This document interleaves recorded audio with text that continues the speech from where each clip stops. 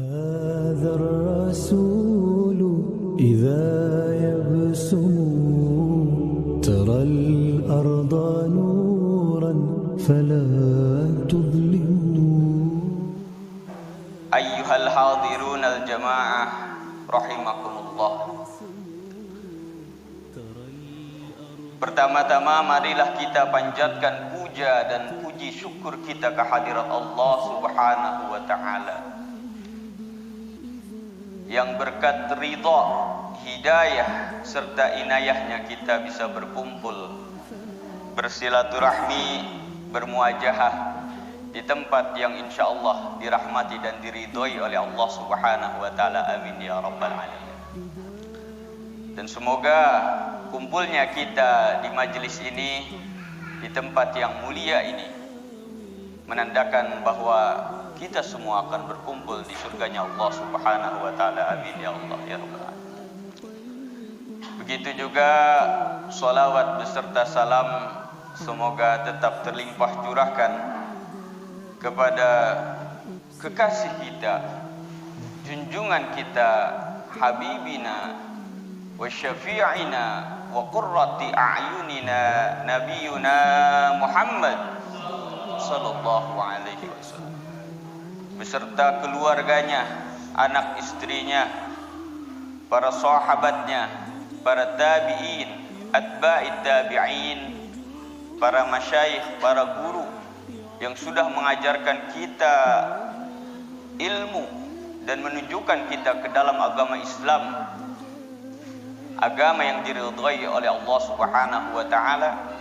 Dan semoga ilmu yang diajarkan dan ilmu yang kita dapatkan adalah ilmu yang bermanfaat, yang menurut Imam Al-Ghazali, al-ilmul manfa'ah yadullu ilal khair. Ilmu yang bermanfaat adalah ilmu yang senantiasa mengajak kita menjadi orang yang lebih baik, orang yang hari demi hari tidak ada yang luput dari kesalahan dan juga tidak ada yang luput daripada kekhilafan sebagai manusia. Al-insan mahalul khata' wa penisyan. Manusia adalah tempatnya salah dan lupa. Namun seiring dengan adanya ilmu yang bermanfaat itu, kita ajak diri kita, kita ajak anak, istri dan keluarga kita jauh dari api neraka dan menjadi orang yang semakin hari semakin baik, semakin hari semakin dekat dengan Allah Subhanahu wa taala, sehingga Allah menyempurnakan kehidupan kita, nikmatnya di dunia dengan memutus kita di dunia ini dengan keadaan husnul khatimah. Amin ya Allah ya rabbal alamin. Dan Allah mudahkan di akhir hayat kita mengucapkan la ilaha illallah Muhammadur Rasulullah. Masya Allah, sebuah kehormatan yang luar biasa. Al-Faqir di sini bisa bersilaturahmi berkat para asatiz dan para guru yang sudah memberikan kesempatan untuk kita bersilaturahmi di sini. Dan Al-Faqir sendiri tinggal tidak jauh dari Hegar Asri, yaitu adalah tepatnya di pesantren Al-Quran Al-Umara. Dan alhamdulillah, masya Allah, ketika datang ke sini biasanya musola masjid yang ngisi 50 tahun ke atas. Banyak yang seperti itu. Namun di sini berbagai macam, dari mulai adik-adik kita, dari mulai para remaja dan juga yang sudah dewasa berkumpul di sini, berkumpul dalam rangka thalabul ilmi. Ini adalah anugerah Allah Subhanahu wa taala yang paling besar, anugerah iman dan anugerah Islam. Dan kita pertahankan ini hingga akhir hayat kita. Amin ya Allah ya rabbal alamin. Dan kegiatan yang seperti ini ayo kita dukung bareng-bareng, kita dukung bersama-sama, baik DKM-nya, baik pengurusnya, baik juga warganya. Kegiatan yang positif seperti ini harus terus dijalankan, harus terus diadakan, karena ini menunjukkan kepada perbuatan yang baik. Man dalla ila khairin falahu ajrihi. Barang siapa yang menunjukkan kepada kebaikan, dia akan dapat pahalanya tanpa mengurangi orang yang melaksanakan dari pahala tersebut. Jadi ayo kita sama-sama ngajak orang-orang kepada kebaikan, termasuk ta'lim, termasuk mengaji, termasuk memperbaiki qiraah, khususnya Al-Quran. Dan jika adik-adik teman-teman semua ingin belajar Al-Quran, tahsin Al-Quran, baik makhrajnya, baik tahfiznya, mari kita bisa bersilaturahmi ke pesantren kecil kita yang tidak jauh dari sini. Dan di sana pun ada 165 orang yang belajar Al-Quran di sana, subhanallah. Dan kita memang konsentrasi di dalam ilmu Al-Quran. Dan jika teman-teman semua ingin belajar gratis, tidak dipungut bayaran dan juga tidak dipungut uang. Karena apa? Karena barang siapa yang memperjuangkan Al-Quran, hidup untuk Al-Quran, maka insya Allah nanti di akhirat nanti dapat syafaat Al-Quran. Amin ya Allah. Para jamaah yang dirahmati oleh Allah Subhanahu wa ta'ala, ketika kita mentadaburi Al-Quran, maka di dalam Al-Quran terdapat banyak peristiwa-peristiwa yang hebat dan luar biasa. Peristiwa tersebut ini adalah peristiwa sepanjang hidup manusia. Bahkan kalau para arkeolog mengatakan umur dunia ini sudah mencapai 290.000 tahun. Dan bahkan kalau ada yang mengkalkulasi berapa jumlah manusia yang hidup di alam dunia ini, ada yang mengatakan dari Amerika, mereka mengatakan bahwa manusia yang hidup di alam dunia ini sekitar 109 miliar yang sudah pernah hidup di alam dunia ini. Dan semakin hari semakin bertambah. Dan ini adalah angka di tahun 2016, tepatnya hampir sama dengan masjid ini dibangun. Karena saya lihat di depan itu peresmiannya tanggal 2016. Dan survei mengatakan ketika tahun 2016 itu manusia yang hidup di alam dunia ini adalah mencapai sekitar 109 miliar manusia. Dan sepanjang peradaban manusia, banyak sekali tragedi-tragedi yang besar dan luar biasa yang terjadi di alam dunia ini. Di antaranya yang dicatat di dalam surat Al-Hijr ayat 24, yaitu adalah tragedi penciptaan Adam alaihissalam. Subhanallah. Adam adalah makhluk yang diciptakan oleh Allah Subhanahu wa ta'ala tanpa bapak, tanpa emak. Tidak ada ibu, tidak ada bapak, lahir dengan tanpa kedua orang tua layaknya manusia biasa.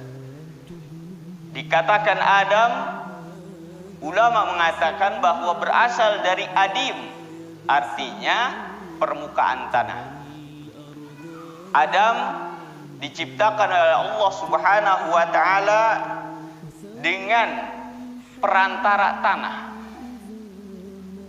Bukan dari sperma, bukan juga dari ruh, tapi tanah.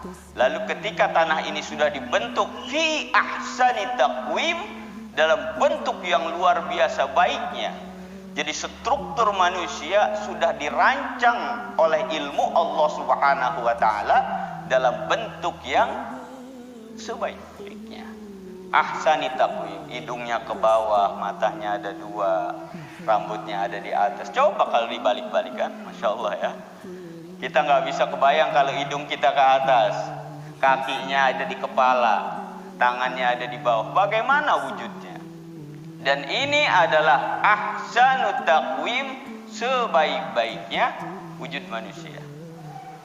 Nah, dan ulama mengatakan bahwa Adam itu diciptakan sittina zira'at, 60 sikut. Sikutnya orang Arab beda sama sikutnya orang Hegar Asri ya. Kalau sikutnya orang Arab panjang-panjang. Kalau sekitar 50 cm, berarti kalau dia sittina dhira atau 60 sikut dibagi 50 sama dengan 30 meter. Subhanallah, tingginya Nabi Adam alaihissalam.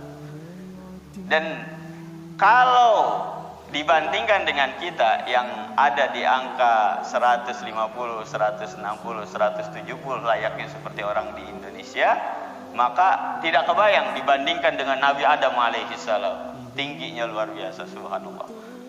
Nah, itu adalah Adam alaihissalam. Dan ketika kita buka di dalam hadis Nabi Muhammad sallallahu alaihi wasallam, mungkin kita sekarang ada yang lahir ke alam dunia dalam keadaan cacat, naudzubillah. Ada juga yang lahir dalam keadaan tidak utuh organnya. Namun ketika dia masuk ke alam akhirat, masuk ke alam surga bahkan, maka Allah akan sempurnakan takwimnya. Dia samakan dengan Nabi Adam alaihissalam, gantengnya sama, cantiknya sama, tingginya sama. Jadi orang-orang yang nanti masuk ke alam akhirat, masuk ke alam surga, jadi tidak ada lagi yang kecil, tidak ada lagi yang kerdil, tidak ada lagi yang hitam, tidak ada lagi yang jelek. Semuanya sama.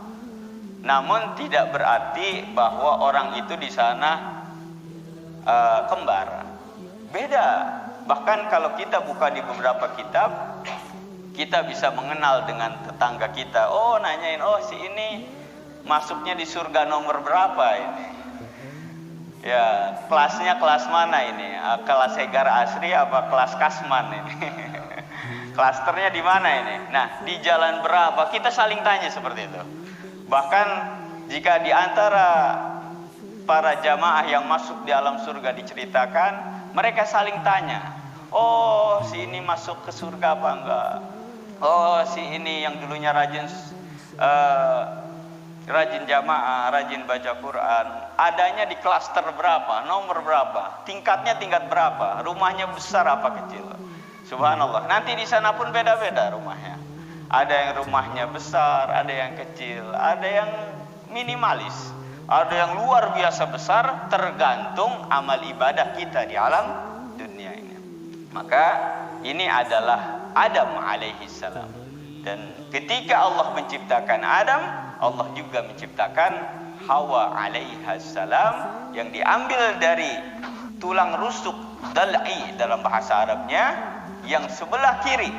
Dia ciptakan Hawa alaihissalam sebagai pasangan dari Nabi Adam alaihissalam.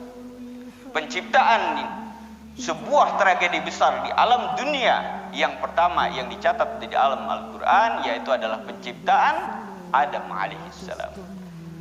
Lalu kita lihat lagi, buka di surat Al-Imran ayat 59. Di antaranya Allah juga menciptakan tragedi luar biasa di situ, yaitu adalah Isa alaihissalam.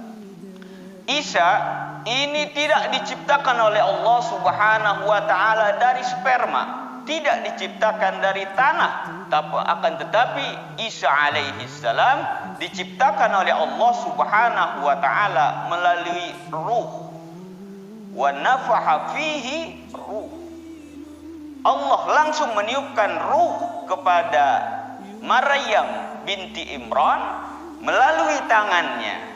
Di dalam sebuah riwayat, melalui tangannya masuk ke dalam rahim dan hamil dan lahir tanpa hamil, bahkan diceritakan seperti itu. Dan ketika Isa alaihissalam lahir ke alam dunia, Maryam binti Imran masih dalam keadaan perawan, virgin. Nah, jadi Isa adalah sebuah tragedi besar yang secara akal manusia, naluri manusia, pikiran manusia mustahil terjadi. Namun Allah berkehendak terjadilah tragedi yang kedua, yaitu adalah penciptaan Isa alaihissalam, yang itu lahir dari kehendak Allah Subhanahu wa ta'ala. Kejadian yang selanjutnya, coba kalau kita buka lagi itu juga ada tragedi besar, subhanallah, yang dicatat di dalam Al-Quran. Apa? Tragedi Nabi Musa alaihissalam. Apa yang tragedi yang terjadi di Nabi Musa? Ketika Nabi Musa itu hendak membawa 67.000 Bani Israel terbebas atau membebaskan diri dari cengkraman kekuasaan Firaun, kabur dari Mesir menuju Palestina.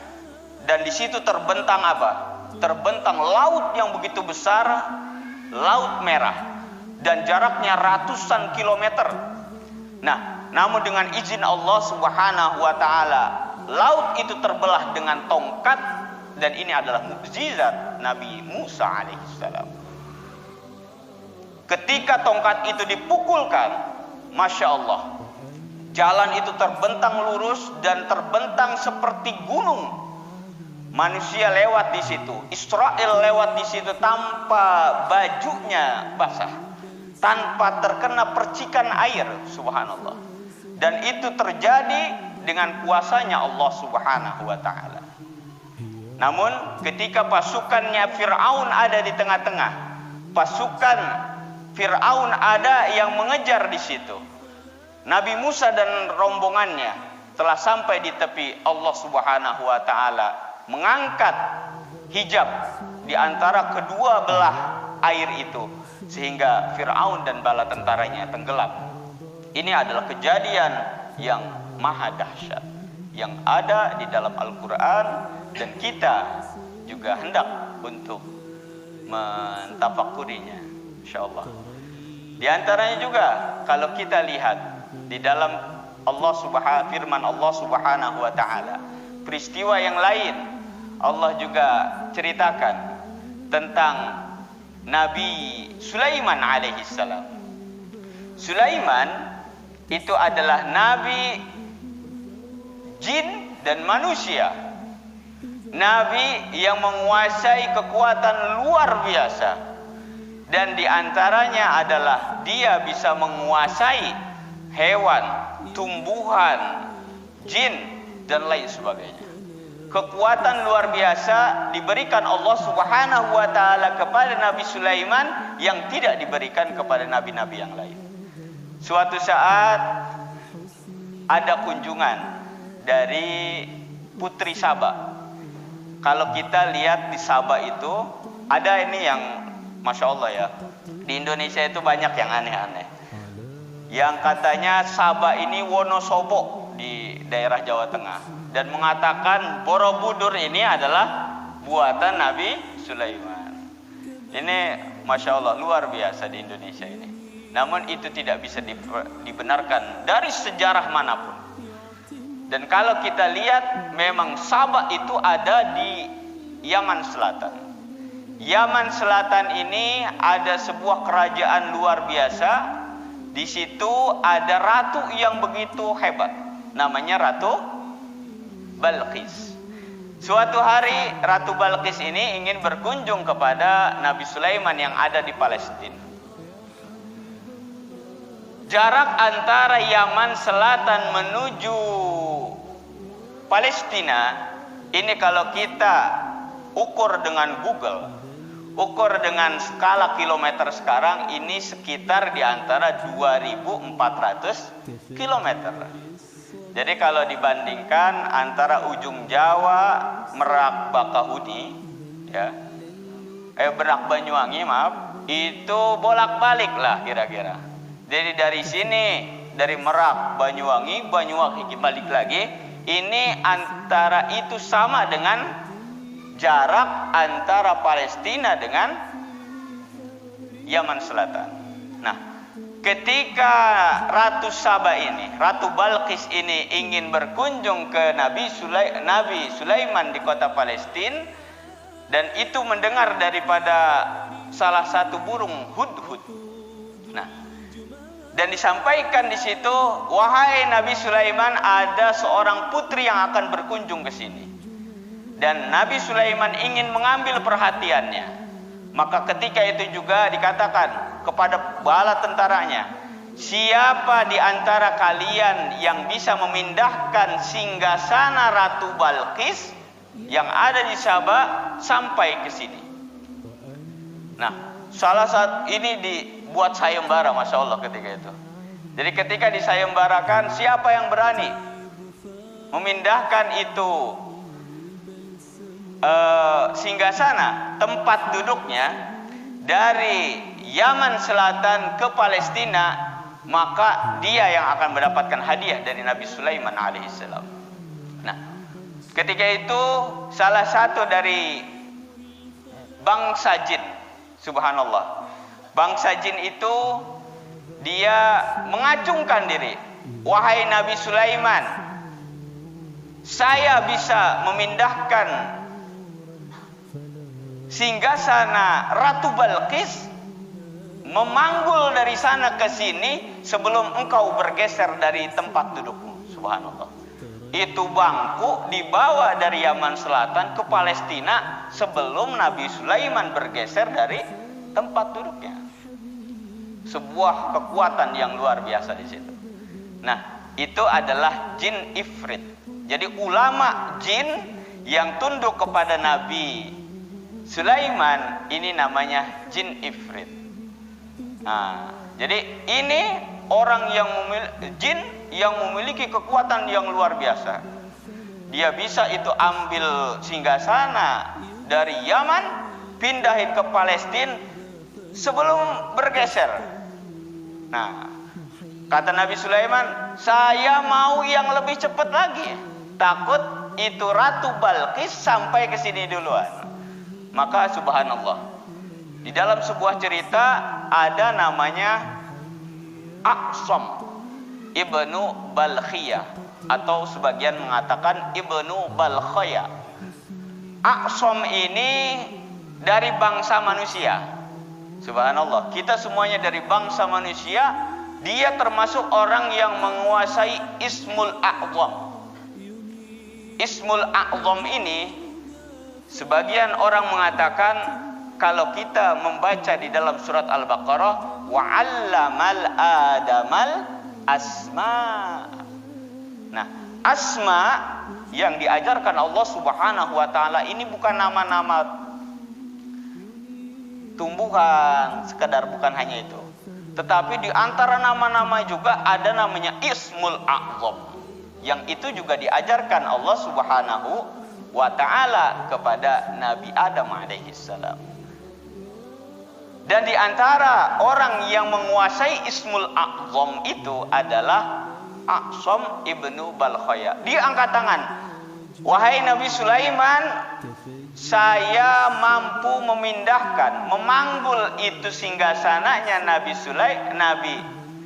singgasananya Ratu Sabah dari Yaman Selatan pindah ke Palestina dengan qabla,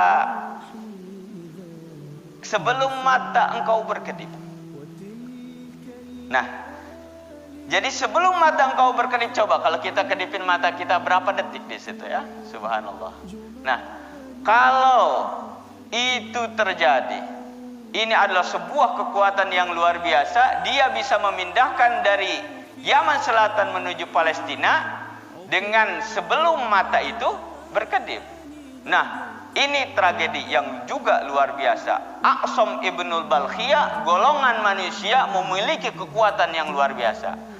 Maka jika ada di cerita-cerita di kampung kita ataupun cerita para wali yang mereka bisa ngelipat bumi, ada tuh ya, yang dia pergi dari sini ke Mekah cuman karena bisa sholat zuhur berjamaah di sana. Ada juga yang bisa sholat maghrib berjamaah di sana. Sebelum isya sudah sampai lagi ke sini. Nah, maka ini juga husnuzon. Mungkin di antara mereka ada yang menguasai Ismul A'zam sama seperti Aqsam ibnu Balkhaya. Nah, keempat tragedi-tragedi ini, subhanallah, yang dicatat di dalam Al-Quran, jika dibandingkan dengan tragedi Isra dan Mi'raj, Nabi Muhammad sallallahu alaihi wasallam tidak ada bandingannya. Tidak ada bandingannya. Bagaimana itu bisa terjadi? Karena Allah Subhanahu wa ta'ala sendiri yang mengakui. Allah Subhanahu wa ta'ala yang mengakui bahwa tragedi Isra dan Mi'raj adalah sebuah tragedi yang luar biasa. Apa buktinya? Ketika kita baca surat Al-Isra, apa yang dibuktikan pertama? Subhanalladzi asra bi'abdihi lailan minal masjidil haram ilal masjidil aqsa. Nah, Allah Subhanahu wa ta'ala memulai ayat itu dengan kata tasbih. Memuji artinya. Tasbih itu adalah menyucikan diri Allah Subhanahu wa ta'ala. Menyucikan Allah. Kalau kita belajar kitab kuning, ada namanya alhamdu anapun utawi segala sekabehane puji papat. Kagungane Gusti Allah. Jadi kalau puji itu ada 4. Yang pertama qadim alal qadim, qadim alal hadis, hadis alal hadis, hadis alal qadim. Ini termasuk di yang pertama. Allah memuji dirinya sendiri karena apa? Karena tragedi Isra dan Mi'raj adalah tragedi yang luar biasa. Bagaimana itu terjadi? Kalau kita buka di beberapa manuskrip di dalam bahasa Arab, bahwa tragedi Isra dan Mi'raj ini adalah menembus dimensi. Ini adalah dimensi manusia. Kita hidup di alam manusia, namanya dimensi material. Kalau di dalam bahasa Arab namanya al-alamin nasud, alam-alam manusia. Alam manusia ini kita hidup di sekitar kita, ada tumbuhan, ada hewan, ada rumah, ada mobil dan lain sebagainya. Isra adalah berjalan di malam hari. Itu berjalan dari Makkah menuju Masjidil Aqsa. Itu adalah perjalanan di malam hari.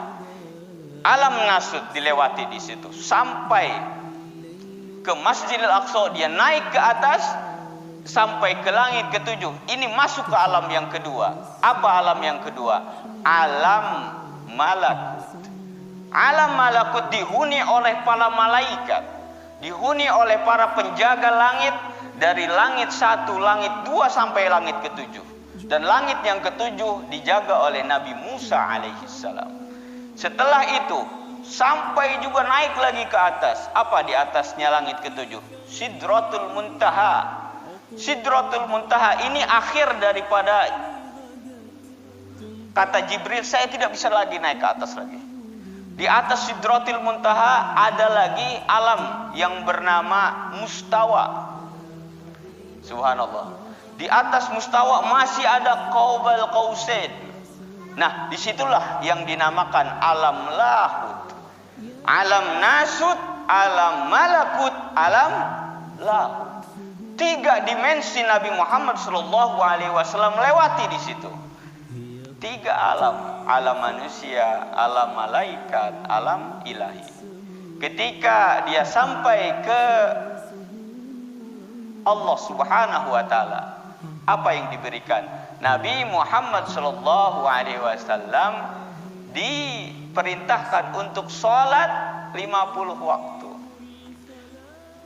Subhanallah. Pentingnya sholat, pentingnya kita melaksanakan sholat, ini adalah sama pentingnya ketika Allah ingin memerintahkan sholat kepada Nabi Muhammad SAW. Bayangin, ketika Nabi diperintahkan untuk haji melalui Jibril, Nabi diperintahkan untuk puasa melalui Jibril, Nabi memerintahkan untuk sedekah melalui Jibril. Tapi ketika Allah memerintahkan kepada Nabi Muhammad SAW untuk sholat, apa? Allah panggil itu langsung. Nabi Muhammad SAW menghadap ke Allah Subhanahu wa ta'ala. Jadi ketika dia sudah sampai di sana, Masya Allah, Allah perintahkan sholat 50 waktu. Nah, ketika dia balik lagi ke alam, ke langit ketujuh, ketemu Nabi Musa, apa yang Musa katakan? Apa yang kau dapatkan wahai Muhammad? Allah memerintahkan 50 waktu untuk sholat.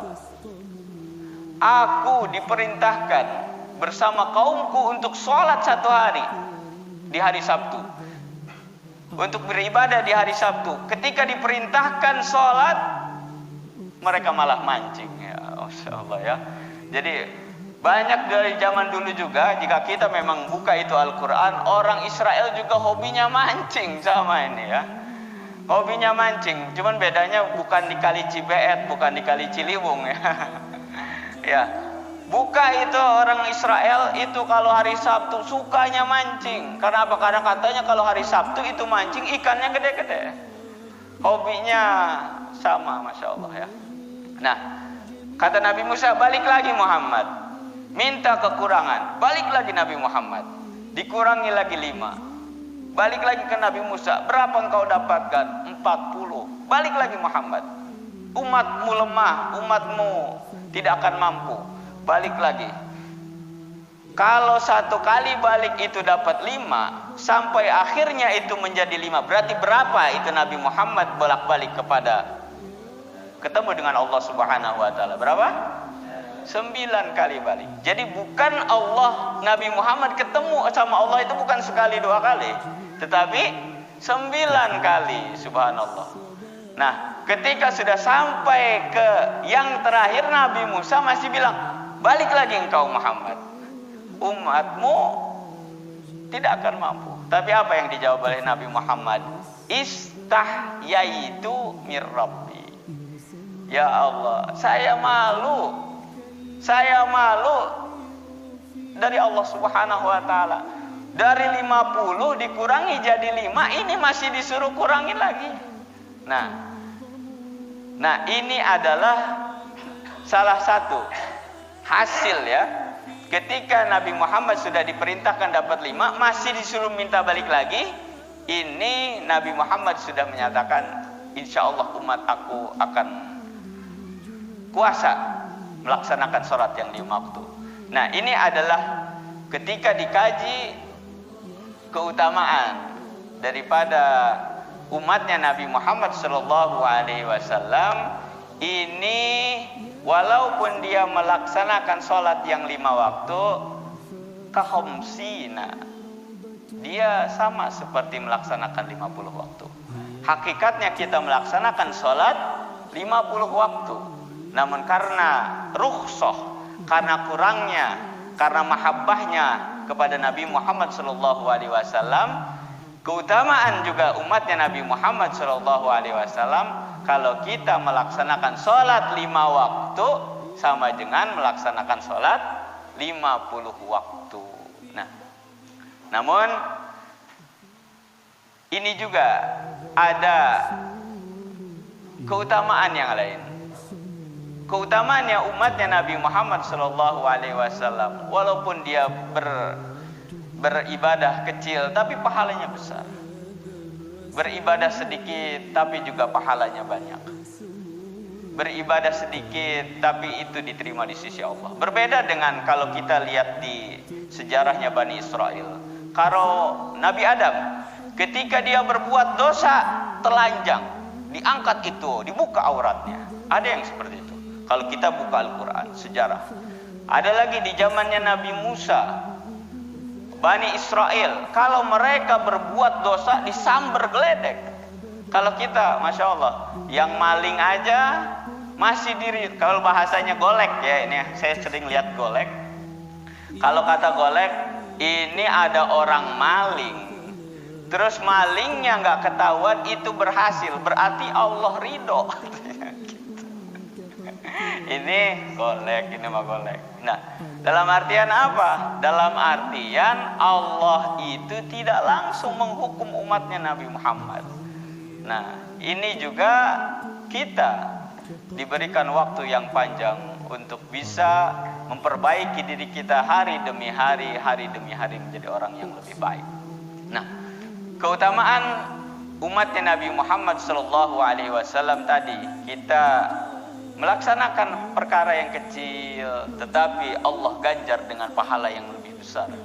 Kita melaksanakan ibadah yang kecil tapi juga Allah menggandakan, mengkali lipatkan ibadah-ibadah yang kita lakukan.